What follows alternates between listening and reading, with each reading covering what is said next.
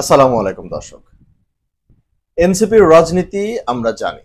এনসিপির রাজনীতি হচ্ছে সেই ৫ই আগস্টের পর তারা একটা রাজনৈতিক দল খুলেছে বা একটা রাজনৈতিক প্ল্যাটফর্ম তারা খুলেছে। এবং এই প্ল্যাটফর্মটি খোলার পরপর নানান রকমের কথা হয়েছে এবং তারা তাদের রাজনৈতিক কার্যক্রম চালিয়ে যাচ্ছে। এবং তারা খুব সুন্দরভাবেই তারা প্রতিটি জেলায়, প্রতিটি বিভাগে তারা কার্যক্রম দিচ্ছেন এবং তারা সেখানে তাদের নেতাকর্মী তারা সেখানে বলতে গেলে জনসংযোগ থেকে নিয়ে সবকিছুই তারা করছেন। কিন্তু কি হলো এই জনসংযোগ করে, কি হলো এই জেলা পর্যায়ে এত কিছু করে? ৪৩,০০০ পৃষ্ঠার তারা নানান কারণ দেখিয়েছে। সেই ৪৩,০০০ পৃষ্ঠার নানান কারণও তাদের নিবন্ধন এনে দিতে পারে নাই। প্রথমত চলুন আগে একটু জেনে নেই ইলেকশন মানে ইসিতে মানে ইলেকশন কমিশনে একটা দলের নিবন্ধন পেতে হলে তাকে কি কি জানতে হবে, তাদের কি কি থাকতে হবে। দলটির একটি সক্রিয় কেন্দ্রীয় কার্যালয় থাকতে হবে, কমপক্ষে ১/৩ প্রশাসনিক জেলায় কার্যকর কমিটি থাকতে হবে, ১০০ উপজেলা বা মেট্রোপলিটন থানার ২০০ ভোটারের সমর্থন দলিল, দলীয় গঠনতন্ত্র, ইশতেহার, লোগো, কমিটি তালিকা, ব্যাংক হিসাব সহ না অন্যান্য নথি জমা দিতে হবে। ইসি যাচাই বাছাই শেষে শর্ত পূরণ করলে রাজনৈতিক দলকে প্রতীক সহ নিবন্ধন সনদ দেবে। তো দর্শক, এই যে একটা রাজনৈতিক দল এনসিপি, তারা ১৪৪ জন যারা নিবন্ধন পাওয়ার জন্য অ্যাপ্লাই করেছিল, সেই ১৪৪ জনের তালিকার মধ্যে এনসিপিও আছে। একটি দল যে দেশ পরিচালনা করতে চায় বা একটি দল যার প্রতি দেশের অনেকের সিম্প্যাথি রয়েছে, একটি দল যাদের বিরুদ্ধে নানান অভিযোগ উঠছে, সেই দল এত শিক্ষিত, সেই দলকে নানান টক শোজ গুলোর মধ্যে আমরা দেখি কিভাবে তারা অন্যান্য সিনিয়র নেতাদের তারা তুলোধুলো করে ফেলে, তারা শেষ করে ফেলে। আবার এখন দেখছি যে তেলে জলে তারা মিশে যাচ্ছে, তারা সব জায়গায় তারা মিশে যাচ্ছে। তারা বিভিন্ন জেলা, উপজেলা, বিভাগীয় পর্যায়ে তারা শোডাউন করছে তাদের দলকে পরিচিত করবার জন্য।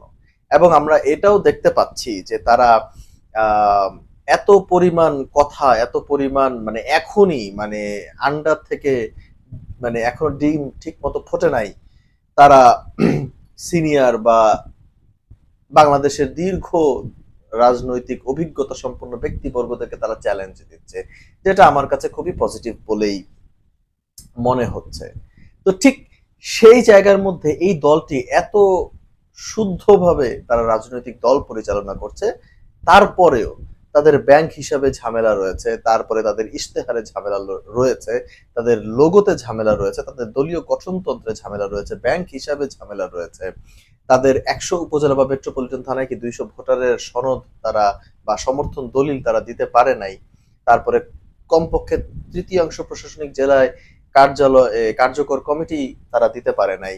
তারপর হচ্ছে দলটির একটি সক্রিয় কেন্দ্রীয় কার্যালয় থাকতে হবে, সেটি রয়েছে। সেটি আমরা জানি তাদের সক্রিয় কার্যালয় কোথায়। তো যেহেতু তারা কোথায় ভুল করেছে ইলেকশন কমিশন সেটার যেহেতু কোনো কারণ দেয় নাই, মুদ্রা কথা ইলেকশন কমিশন বলেছে যে শর্ত পূরণ করতে পারেনি, মানে সঠিকভাবে সবগুলো শর্ত পূরণ হয় নাই। যেহেতু সবগুলো শর্ত সঠিকভাবে পূরণ হয় নাই, তার মানে হচ্ছে তাদের কোথাও না কোথাও ঝামেলা রয়েছে। তো যেহেতু আমরা জানি না কোথায় ঝামেলা রয়েছে, তার মানে ইসির নিয়মতান্ত্রিক বা ইলেকশন কমিশনের নিয়মে বা নির্বাচন কমিশনের নিয়মে যেই সমস্যাগুলো হতে পারে বা থাকতে পারে, যেগুলো থাকলে সনদ দেওয়া হবে না, আমি ধরে নিচ্ছি তারা সেই সকল জায়গায় একটু না একটু ভুল করেছে, কিছু কিছু জায়গায় তারা ভুল করেছে এবং যার কারণে তারা নিবন্ধন পায় নাই। তো দর্শক, এখন এই যে তাদের ভুল এবং কিছুদিন আগে আমরা দেখলাম যে একটি দল যাদের প্রতি পুরো দেশের সিম্প্যাথি রয়েছে, যাদেরকে দেশের মানুষ মায়া করে, সমীহ করে, এবং এক প্রকার বলা যেতে পারে একটা দ্বন্দ্ব সামনে চলে এসছে। হ্যাঁ, যে জনগণের মাইন্ডসেট সাইকোলজির ভিতরে একটা দ্বন্দ্ব সামনে চলে এসছে যে এনসিপি 5 আগস্ট ঘটিয়েছে, আবার কেউ বলছে তারপর থেকে, কেউ বলছে বিএনপি, তারপর থেকে কেউ বলছে জামায়াত, তারপরে কেউ বলছে অন্যান্য। কিন্তু আমি আমার জায়গা থেকে আমি বলবো যে এই গণ অভ্যুত্থানের রাজা আসলে এই বাচ্চা ছেলেরাই। আমি বলবো যে যারা আন্দোলন করেছে, ছাত্ররা আন্দোলন করেছে, বাচ্চা ছেলেরা আন্দোলন করেছে, স্কুলের ছেলেরা আন্দোলন করেছে, তারা সবাই এই আন্দোলন করেছে। এখানে আসলে রাজনৈতিক দলগুলো পেছন থেকে যেই ব্যাকআপ দেওয়ার বড় হিসাবে তারা সেই ব্যাকআপটি দিয়েছে, এবং সেই ব্যাকআপের কারণেই আজকে আমি বলবো যে এনসিপি এই পর্যায়ে আসতে পেরেছে। সেই এনসিপি যখন দেশের মানুষের চাহিদার বিরুদ্ধে যে রাজনীতি করে এবং তারা যখন সেই একই কাতারে চলে আসে, তখন সেটি আসলে আমাদেরকে ভাবায়, কষ্ট দেয়, এবং সেই কষ্ট আমরা কিভাবে লাঘব করব সেটিও হয়তোবা আমরা ঠিক বুঝে উঠতে পারছি না।